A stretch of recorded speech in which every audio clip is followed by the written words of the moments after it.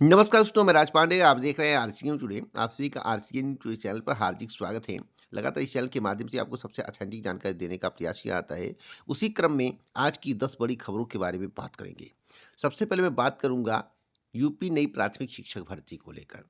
जैसा कि आपको मालूम होगा कि यूपी में नई प्राथमिक शिक्षक भर्ती का इंतजार बरसों से किया जा रहा है। अभी तक नई प्राथमिक शिक्षक भर्ती नहीं आई है। जून 2026 के बाद उम्मीद है, लेकिन उसकी भी उम्मीद अब खत्म होती जा रही है। पहली बात, आप लोग प्रयास नहीं कर रहे हैं। मेरे कहने से ही भर्ती आ जाए, आप लोग घर में बैठे रहो तो अलग बात है। सरकार चाहती ही है कि भर्ती ना देना पड़े। तो यूपी नई प्राथमिक शिक्षक भर्ती जो है क्यों नहीं आएगी, उसका रीजन है यूपी टेट जितना विलंब होगा और आप प्रयास नहीं करोगे तो नई प्राथमिक भूल जाओ, नई प्राथमिक शिक्षक भर्ती भूल जाओ। यूपी टेट जितना जल्दी नोटिफिकेशन आएगा, जितनी जल्दी परीक्षा होगा, उतना ही जल्द आपका रास्ता खुलेगा। तो आपको प्राथमिक शिक्षक भर्ती चाहिए तो यूपी टेट निकलवाना है जल्द से जल्द। प्रयास करना पड़ेगा नई प्राथमिक शिक्षक भर्ती के लिए। अगर आप प्रयास नहीं करोगे तो भूल जाओ नई प्राथमिक शिक्षक भर्ती। अब ये कह दो कि आपने बताया था आएगा, तो हमने तो बताया था आएगा, प्रयास करो, जून जून के बाद तुरंत आएगा। लेकिन आप लोग बैठ के घर में आराम से बैठे हो, कोई काम धंधा तो है नहीं, डीएलएड करके बैठे हो, नौकरी चाहिए नहीं तो इसलिए प्रयास कर नहीं रहे हो। प्रयास करो, आयोग में जाओ। असिस्टेंट प्रोफेसर जैसी भर्ती रद्द हो सकती है। 35-35 लाख में ठीका हुआ था। टीजीटी पीटी भी रद्द कराने का प्रयास चल रहा है। तो जो मांगे पूरी हो रही हैं, समय लग रहा है 1 साल 1.5 साल में, तो आप लोग क्यों नहीं प्रयास कर सकते? 10 लाख से ज़्यादा डीएलएड प्रशिक्षु हो। कई लोग तो यूपी टेट भी क्वालिफाई किए हुए हैं, सी टेट क्वालिफाई किए हुए हैं। नौकरी चाहिए तो आगे आना पड़ेगा, अन्यथा नई प्राथमिक शिक्षक भर्ती इस बार तो भूल जाओ। मैं सीधा सीधा बता रहा हूँ, आपकी आगे इच्छा। अगली अपडेट के बारे में बात कर लेते हैं। अगली अपडेट है गृह मंत्री का। जो है, गृह मंत्री आज 10,000 पुलिस जवानों को नियुक्ति पत्र देंगे। आपको बता दें कि राजस्थान से जवान जयपुर पहुंच गए थे। शुक्रवार को मुख्यमंत्री भजन लाल शर्मा ने आरपीए पहुंचे तैयारियों को करवाया है, वहां का जायजा लिया है। अमित शाह जो है शनिवार को एयरपोर्ट से हेलीकॉप्टर से आरपीए पहुंचेंगे। इसके लिए आरपीए में अस्थायी हेलीपैड बनाया गया है। सीएम विजिट के दौरान डीजीपी राजीव शर्मा व पुलिस कमिश्नर सचिन मित्तल सहित कई अधिकारी मौजूद रहे। इस कार्यक्रम में सीएम सहित प्रदेश के मंत्री और विधायक भी शामिल रहे। एक बड़ी अपडेट मैं आपको और देना चाहता हूं। आपको बता दें, एक बहुत बड़ी खबर है, बहुत बड़ी कहानी भी है। आपको यह कहानी सुन के हैरानी भी होगी। एक व्यक्ति था, अपनी पत्नी को पढ़ाया और अब देखिए कहानी कहाँ तक पहुँच गया।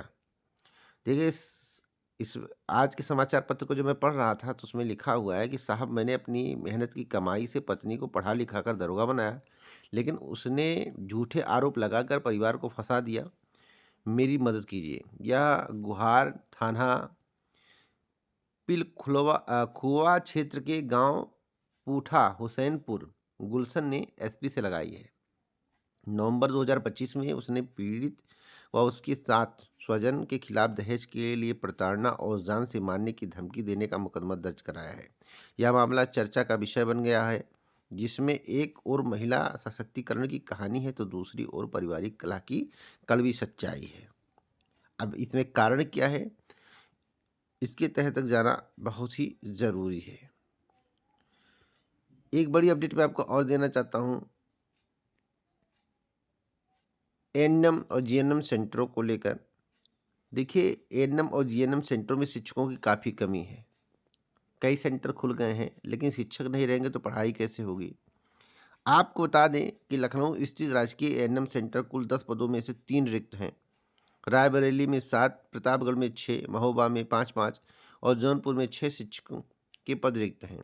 ऐसे राजकीय जीएनएम केंद्रों में केजीएमयू की बात करें 24 पदों की तुलना में 18 पद रिक्त हैं।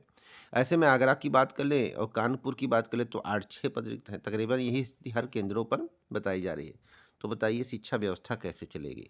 तो क्या सरकार को इन पदों को भरना नहीं चाहिए? तो सरकार भरना ही नहीं चाहती है। भरेगी तो वेतन देना पड़ेगा। एक बड़ी अपडेट और दे दूं मैं आपको। 1 फरवरी रविवार को जो पेश होगा बजट, अब बजट में क्या होगा, यह देखने वाली बात होगी। यह निर्मला सीतारमण का नवा बजट संबोधन होगा। तय कार्यक्रम के तहत राष्ट्रपति द्रौपदी मुर्मू 28 जनवरी को दोनों सदनों की संयुक्त बैठक को संबोधित करेंगी। 30 जनवरी को आर्थिक सर्वेक्षण पेश किया जाएगा। 31 जनवरी को लोकसभा और राज्यसभा की बैठक नहीं होगी। यह अब तक की सबसे बड़ी अपडेट मैं आपको बता रहा हूँ। अब मनरेगा को लेकर एक बड़ी कहानी सामने निकल कर आई है। मनरेगा में 8 महीने में 3 अरब की लूट हो गई है। अब मनरेगा का नाम भी बदला जा रहा है, आपको मालूम होगा। अब मनरेगा का नाम बदल के क्या हुआ है, आप गूगल पर सर्च कर लीजिएगा। लेकिन महात्मा गांधी राष्ट्रीय ग्रामीण रोजगार गारंटी अधिनियम में गरीबों को काम देने और विकास के नाम पर सरकारी कोष को 2 दशकों से अरबों रुपए का चूना लगाया गया। चालू वित्त वर्ष में देश के केवल 55 जिलों में कराए गए ऑडिट में वित्तीय गड़बड़ी के 11 लाख से ज़्यादा मामले सामने आए हैं। इसमें 302 करोड़ 45 लाख रुपए की लूट का पर्दाफाश हुआ है। रोजगार के नाम पर लूट की यह कहानी सिर्फ 8 महीने की है। इस खेल में अधिकारी से लेकर ठेकेदार और बैंक मैनेजर तक शामिल पाए गए हैं। काम केवल कागजों में होता है और इसके बाद भुगतान भी हो जाता है। लूट के सबसे ज़्यादा मामले तमिलनाडु, आंध्र प्रदेश के सामने आए हैं। बंगाल भी पीछे नहीं है। तो इसी प्रकार से हर राज्य में ही कहानी होगी। केवल ये 3 राज्य की बात नहीं है, तो इसकी जांच होनी चाहिए और जितना जांच होगा वैसे वैसे खुलासा होता चला जाएगा। लगभग 2 दशक पहले लागू हुई मनरेगा उद्देश्य ग्रामीण परिवारों को साल में कम से कम 100 दिन का रोजगार देना था, उन्हें आजीविका की सुरक्षा देना था। लेकिन समय के साथ योजना कई जगह गरीबों के स्थान पर भ्रष्ट तंत्र के लिए कमाई का जरिया बन गई। तो इस कमाई को रोकने का काम सरकार का होता है, अधिकारियों को होता है। तो अगर सरकार अधिकारी ही मिल जाए तो यह काला घोटाला थमेगा नहीं। अब सवाल है कि ये घोटाला कौन करवाया है, किसके निर्देश पे हुआ, कौन कौन इसमें शामिल है, उसको कड़ी से कड़ी सजा मिलनी चाहिए और जांच पड़ताल होना चाहिए। और सभी जहाँ जहाँ मनरेगा चलता सभी राज्यों की जांच होनी चाहिए और यह देखना चाहिए कितने करोड़ का घोटाला हुआ है, लाखों में हुआ है या करोड़ों में हुआ है, यह देखना बड़ा जरूरी है। एक बड़ी अपडेट मैं आपको और देना चाहता हूँ कि हर साल 10,000 युवाओं का होगा स्किल डेवलपमेंट, ऐसा उत्तर प्रदेश के मुख्यमंत्री योगी आदित्यनाथ जी का कहना है। मुख्यमंत्री योगी आदित्यनाथ ने कहा कि हम 10,000 युवाओं को स्किल डेवलपमेंट सिखाएंगे। अब भैया इससे क्या होगा, रोजगार मिलेगा। तो जितने लोग स्किल डेवलपमेंट किए हुए हैं उनको रोजगार मिल गया है या सोचने का विषय है। तो सब संविदा और आउटसोर्सिंग के जरिए जो है सरकार सभी को डुबोना चाहती है, ऐसा प्रतीत होता है। क्योंकि सरकार गवर्नमेंट पर फोकस कम करके आउटसोर्सिंग पर ज़्यादा फोकस करती है। रोजगार के हजारों अवसर होंगे, ऐसा सीएम का कहना है। क्यों सीएम के द्वारा कहा गया, सीएम ने इलेक्ट्रिक व्हील ईबी विनिर्माण संयंत्र को यूपी के लिए महत्वपूर्ण निवेश बताते हुए कहा कि इस इकाई की निर्माण क्षमता अभी 2500 यूनिट प्रतिवर्ष है। इसमें 5000 यूनिट प्रतिवर्ष बढ़ाना है। उन्होंने कहा कि इससे हजारों नौकरियां और रोजगार की संभावनाएं बनेंगी। या तो समाचार पत्र में हम हमेशा पढ़ते हैं, लेकिन संभावनाएं कितनी बनती हैं आपको भी पता है, मुझे भी पता है। कुछ बताने की ज़्यादा आवश्यकता नहीं है। अब मैं बात करूंगा सरकारी कॉलेज से पढ़ना क्या सरकारी नौकरी की गारंटी है।